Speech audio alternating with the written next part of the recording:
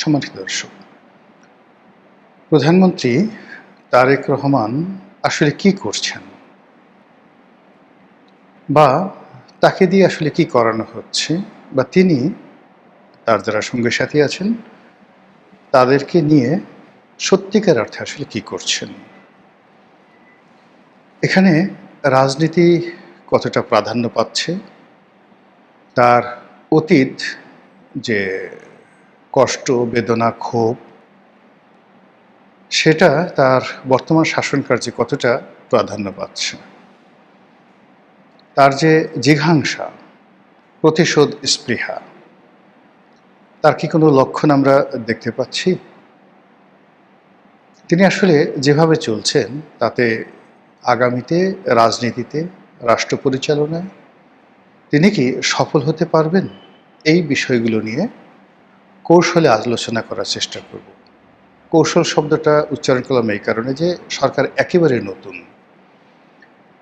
তো সেই নতুন সরকারের পথ চলাতে যেন আমার কোনো কথা বাধা হয়ে না দাঁড়ায়, তাদের মনোকষ্টের কারণ না হয়ে দাঁড়ায়, সেজন্য আমি প্রাণান্ত চেষ্টা করব। এর কারণ হলো দেশের স্টিয়ারিংটা এখন তারেক রহমান সাহেবের হাতে। ফলে আমরা যারা এই দেশের যাত্রী, আমরা যদি তারেক রহমান সাহেবের ভুল হয় একেবারে খাদে পড়ে যাব। আর যে যার অবস্থান থেকে যদি আমরা একটু চেষ্টা করি তাহলে হয়তো তার হাতটি শক্তিশালী হবে। এই জন্য সমালোচনা করব, আলোচনা করব অনেকটা ভাইয়ের মতো। আপন ভাই যেভাবে ভাইকে সমালোচনা করে, এবং ঠিক অনেকটা ওনারশিপ নিয়ে সেভাবে চেষ্টা করব কিছু কথা বলার জন্য। প্রথম কথা হলো যে এই যে ১.৫ মাসে তিনি যা কিছু করছেন, এটিকে আমি যদি বলি রাষ্ট্র পরিচালনার যে ফান্ডামেন্টাল স্টার্টিং, কিংবা রাষ্ট্র পরিচালনার যেটা বলা হয় মৌলিক শুভ সূচনা, এর একটিও তিনি বা তার কোনো লোক এখন পর্যন্ত শুরু করেননি। অধিকন্তু তিনি এবং তার যারা মন্ত্রী পরিষদের সদস্য এবং সংসদ সদস্যরা যা কিছু করছেন, তাদের কথাবার্তা, আচরণ, চালচলন, বডি ল্যাঙ্গুয়েজ, প্রায় সব কিছুই হলো জনতুষ্টির জন্য, জনগণকে খুশি করানো, তাদেরকে আশ্চর্য করে দেয়া, সারপ্রাইজ করে দেয়া, যেটি রাজনীতির জন্য মারাত্মক ভয়ঙ্কর, রাষ্ট্র পরিচালনার জন্য আরও বেশি ভয়ঙ্কর। এর কারণ হলো রাজা বা যিনি রাষ্ট্র পরিচালনায় নিয়োজিত থাকেন, তার চিন্তা চেতনায় থাকবে জনগণের কল্যাণ। যেমন আমার সন্তান যখন চিপস খেতে চায়, চকলেট খেতে চায়, কিংবা তার যখন মামস হয়, ঠিক সেই সময়টাতে সে যখন আইসক্রিম খাওয়ার আবদার করে, আমি তখন যে সিদ্ধান্ত নেই, রাষ্ট্র পরিচালনার ক্ষেত্রে রাজাকে অমর সিদ্ধান্ত নিতে হয়। কিন্তু রাজা যদি তার প্রজাদের, জনগণের মনতুষ্টির জন্য, তাদের বাহবা পাওয়ার জন্য, হাততালির জন্য সদা সর্বদা চেষ্টা করেন, এতে রাজার সর্বনাশ হয় এবং জনগণের সর্বনাশ হয়। যে কাজটি জনাব তারেক রহমান সাহেব ফ্রম দ্য ডে ওয়ান, তিনি যেদিন বাংলাদেশে পা দিয়েছেন সেই দিন থেকে আজ অবধি এই কাজগুলি শুধু করে যাচ্ছেন। তার যে মৌলিক সিদ্ধান্তগুলো এই মুহূর্তে যে নেওয়া দরকার, এরকম কিছু সিদ্ধান্ত না নিয়ে বরং কিছু পূর্ব নির্ধারিত সমঝোতা, সিদ্ধান্ত তিনি এবং তার লোকজন উল্টে দিয়েছেন। যেমন ধরুন, জামাতের সাথে তার সম্পর্ক, ডক্টর ইউনূসের সাথে তার সম্পর্ক, এনসিপির সাথে তার সম্পর্ক একটা নির্দিষ্ট সীমারেখায় সমঝোতা হয়েছিল। এটি এখন ডে বাই ডে প্রকাশিত হচ্ছে, কিন্তু বিএনপি এটা স্মরণ করতে চাচ্ছে না। নির্বাচনের সময়টিতে আবার আওয়ামী লীগের সঙ্গে লিখিত, অলিখিত বা বুদ্ধিবৃত্তিক লেভেলে একটা সমঝোতা হয়েছিল। তার প্রেক্ষিতে আওয়ামী লীগের যারা ভোটার, তারা ভোট কেন্দ্রে এসে বিএনপিকে যে হারে ভোট দিয়েছে, এর বিনিময়ে আওয়ামী লীগ যা কিছু চায় সরকারের কাছ থেকে, সেটা তাদের জন্য বুমেরাং হয়ে যাচ্ছে। আওয়ামী লীগ নিষিদ্ধ হয়ে যাচ্ছে, আওয়ামী লীগের নেতাকর্মীরা জামিন পাচ্ছে না, এবং আওয়ামী লীগ যে নির্বাচনের সময় বিএনপিকে সহযোগিতা করেছে, অবস্থা দৃষ্টে মনে হচ্ছে যে এটা বিএনপির কোনো প্রয়োজনই ছিল না। এর বাইরে তাদের সঙ্গে চীনের একটা সমঝোতা হয়েছিল, দিল্লির একটা সমঝোতা হয়েছিল, আমেরিকার একটা সমঝোতা হয়েছিল। প্রায় সবগুলো সেক্টর এলোমেলো হয়ে গেছে। দিল্লি থেকে ফিরে আসার পরে প্রায় 2 ঘন্টা একান্ত বৈঠক করেছেন মার্কিন রাষ্ট্রদূত এবং পররাষ্ট্রমন্ত্রী।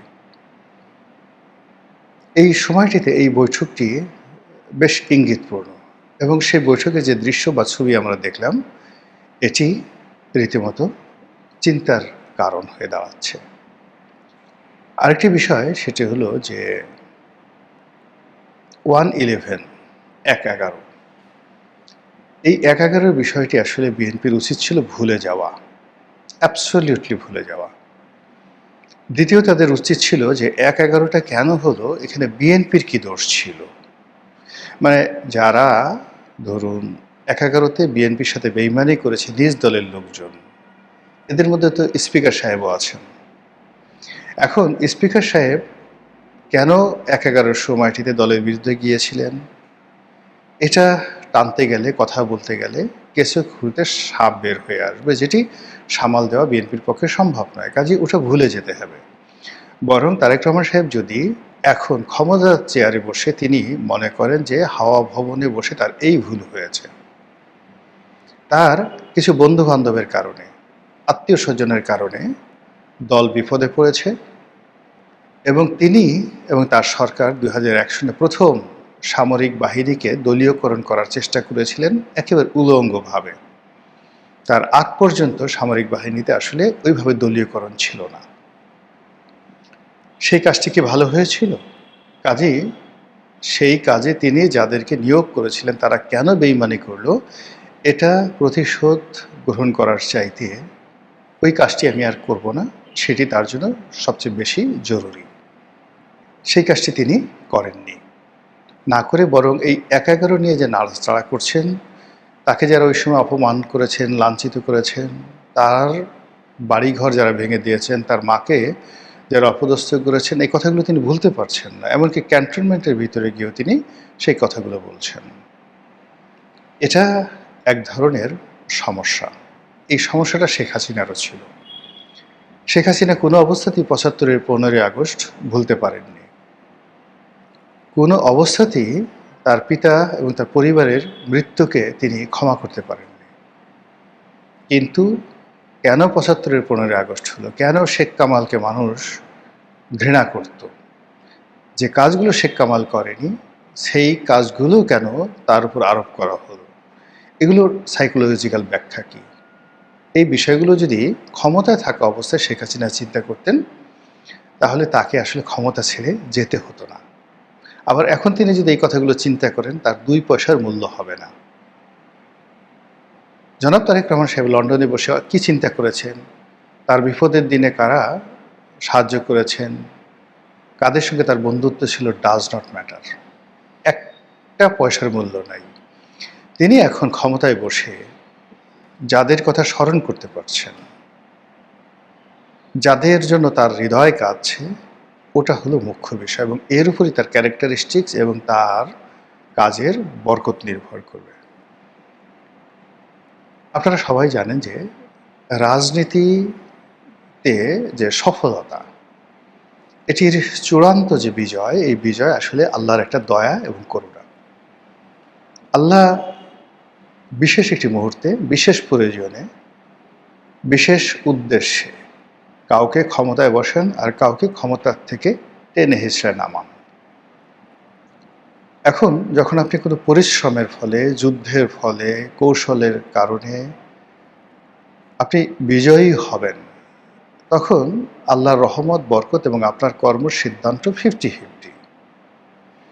কিন্তু যখন আপনার কোনো পরিশ্রম কাজে আসেনি, বুমেরাং হয়েছে এবং আপনি ক্ষমতায় লাভ করেছেন একেবারে আল্লাহর দয়ায়, শতভাগ আল্লাহর দয়ায়, সেক্ষেত্রে আপনাকে যে ধর্মের বিধিবিধান রয়েছে, আপনি যে ধর্মে বিশ্বাস করেন না কেন, মোটামুটি এই বিধিবিধানগুলো একই রকম।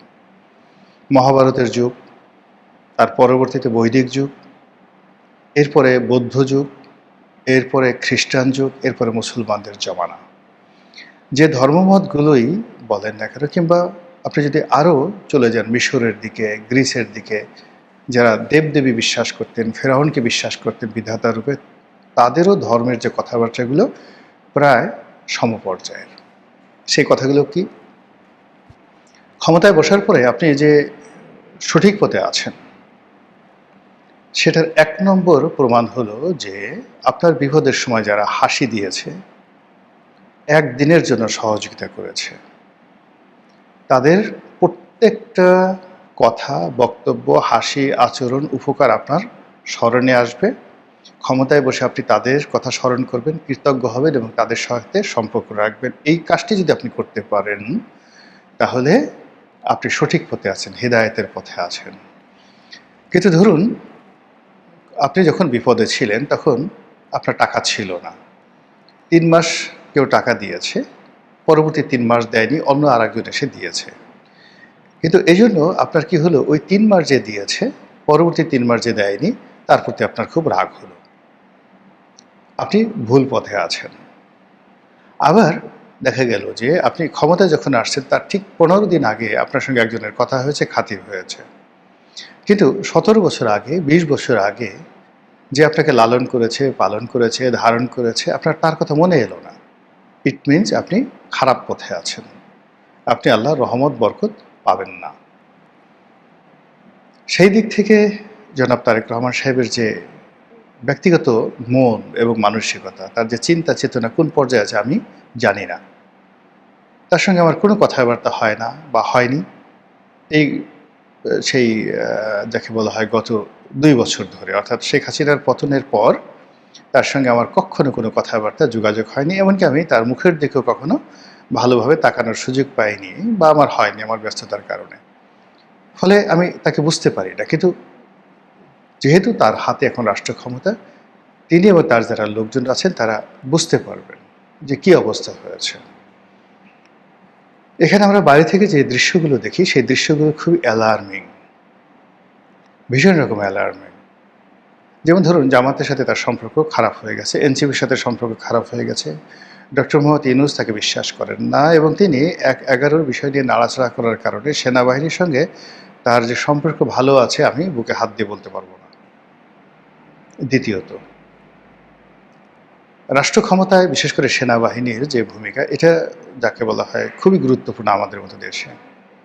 এবং এদের যাকে বলা হয় পোশাকের প্রতি এদের যে ইজ্জত, একই সেনা কর্মকর্তা, তিনি রিটায়ার্ড করার পরে একরকম হন, কিন্তু যেই মুহূর্তে তিনি একজন সেকেন্ড লেফটেন্যান্ট হিসেবে দায়িত্ব পালন করেন, তার ভাবসাবই থাকে আলাদা। এটা মেনে নিতে হয়। তারেক রহমান সাহেব এখন এসএসএফের প্রোটেকশন নিচ্ছেন, কন্টেম্পোরারি তিনি তার যে ব্যক্তিগত সিকিউরিটি ফোর্স তাদেরও সহযোগিতা দিচ্ছেন। এটা কোনো প্রধানমন্ত্রী কখনো ইতিপূর্বে করেনি। এটা সামরিক বাহিনীর যারা লোকজন তারা সহজভাবে দিচ্ছেন না। শুধু এতটুকুই বললাম।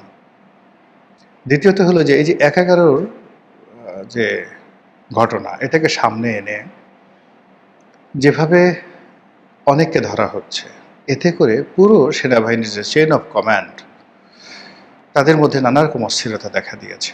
যারা পুরনো ১/১১ সাথে জড়িত ছিলেন তারা, তাদের শুভানুধ্যায়ী, আর এই যে শেখ হাসিনার সঙ্গে যারা এই ১/১১ মতো ঘটনা ঘটিয়েছে, অর্থাৎ ওই সময়টাতে তো সেনাবাহিনী আসলে শেখ হাসিনার হুকুম অমান্য করে বিপ্লবীদের পক্ষ নিয়েছে। ফলে তাদের মনের মধ্যে কি ভয়, কি আতঙ্ক, কি চিন্তা কাজ করছে একটু বোঝার চেষ্টা করুন। ফলে সব মিলিয়ে জনাব তারেক রহমান সাহেব তিনি যে কাজগুলো করছেন, আমার কাছে মনে হচ্ছে যে অনেক ক্ষেত্রে তিনি সাপের লেজে পা দিয়েছেন। কিন্তু নর্মালি আপনি যখন সাপের বিরুদ্ধে লড়াই করবেন, আপনার প্রথম কাজ হলো সাপের মাথায় পাড়া দেওয়া, সাপের মাথা ভেঙে দেওয়া।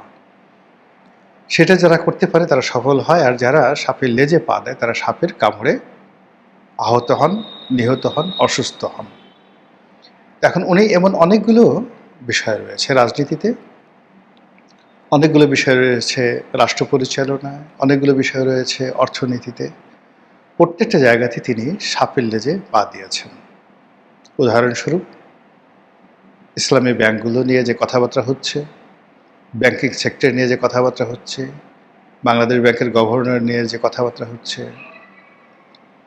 তার মন্ত্রী পরিষদে হঠাৎ করে ৩-৪ জন লোক অতিমাত্রায় শক্তিশালী হয়ে পড়েছে, তার আশেপাশে ৩-৪ জন লোক অতিমাত্রায় শক্তিশালী হয়ে পড়েছে। ফলে তার দলের যারা ইফেক্টিভ লোকজন, যারা কাজ করতে পারেন, তারা খামোশ হয়ে গেছেন, চুপ, একদম কোনো কথা বলছেন না। আমি নাম বললাম না, নিঃসন্দেহে বিএনপির যারা লোকজন তারা ভালো জানেন যে হঠাৎ করে আপনি গত ১.৫ মাসে দেখবেন যে অনেকগুলো মুখ, দে আর ফেমাস ফর দের স্পেস, তারা তাদের কথাবার্তার জন্য বিখ্যাত হয়েছিলেন। তারা তেমন কিছু করেননি, শুধুমাত্র গত ১৭ বছর তাদের কথামালা দ্বারা বিএনপিকে বাঁচিয়ে রেখেছিলেন। সেই মানুষগুলো হঠাৎ করে চুপ হয়ে গেছেন। So it's not good. আশা করি প্রধানমন্ত্রী বিষয়টি বুঝতে পেরেছেন।